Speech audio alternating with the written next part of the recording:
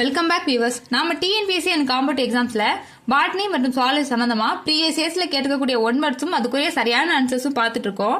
அந்த வகையில இன்னைக்கு நம்ம என்ன கொஸ்டின் பார்க்க போறோம் அப்படின்னு பாத்தீங்கன்னா, life span of red blood corpuscles are, அதாவது ரெட் பிளட் செல்ஸோட லைஃப் ஸ்பான் என்ன அப்படின்னு கேட்டிருக்காங்க.